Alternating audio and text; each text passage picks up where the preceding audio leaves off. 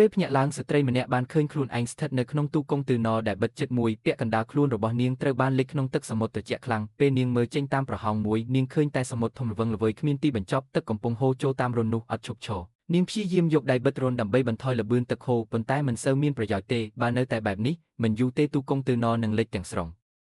នាងបង្ខំខ្លួនឯងឲ្យស្ងប់ស្ងាត់ហើយចាប់ផ្ដើមគិតរកវិធីរស់រានមានជីវិតភ្លាមនោះនាងនឹកឃើញថាទូរស័ព្ទនៅជាប់ខ្លួនប៉ុន្តែអកុសលអេក្រង់បានបែកខ្ទេចហើយនាងមិនអាចបើកវាបានឡើយខណៈពេលកំពុងអស់សង្ឃឹមនាងបែរទៅឃើញប្រអប់ជាច្រើននៅក្បែរនាងចាប់ផ្ដើមរើសរកអ្វីដែលអាចមានប្រយោជន៍នាងបើកប្រអប់ឈើជាច្រើនប៉ុន្តែមិនឃើញអ្វីសំខាន់ឡើយសំណាងល្អនាងបានរកឃើញកាសែតបិទពណ៌លឿងមួយក្នុងប្រអប់ឧបករណ៍ដោយសាររន្ធមិនធំពេកនាងអាចប្រើកាសែតបិទវាបានធ្វើឲ្យទឹកហូរចូលយឺតជាងមុនមានអារម្មណ៍ធូរស្រាលបន្តិចនាងបន្តរៀបចំសម្ភារៈផ្សេងបន្ទាប់មកនាងបានដាក់ប្រអប់ឈើជាជណ្ដើរធ្វើជាកន្លែងគេងបណ្ដោះអាសន្នដើម្បីកុំឲ្យខ្លួននៅជាប់ក្នុងទឹកត្រជាក់ឥឡូវនេះនាងគ្រាន់តែរង់ចាំឲ្យទូកុងតឺន័រអណ្ដែតត្រឡប់ទៅដីគោកហើយមានអ្នកមកជួយសង្គ្រោះ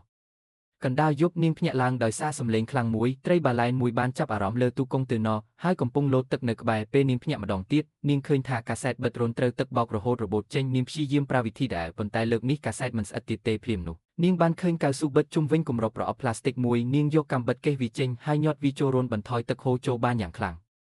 ប៉ុន្តែគ្រោះថ្នាក់អាចកើតឡើងគ្រប់ពេលទាន់ពេលនោះម្ដាយរបស់នាងបានទូរស័ព្ទមកសំណាងល្អលើកនេះនាងអាចលើកទូរស័ព្ទបាននាងគិតថានឹងមានអ្នកមកជួយហើយប៉ុន្តែភ្លាមរលកធំមួយបានបោកទូកុងតឺន័រធ្វើឲ្យទូរស័ព្ទធ្លាក់ចូលទឹកនាងភ័យស្លន់ស្លោហើយស្វែងរកវាក្នុងទឹកងឹតទោះរកឃើញក៏ដោយទូរស័ព្ទត្រូវទឹកខូចប្រើលែងបាន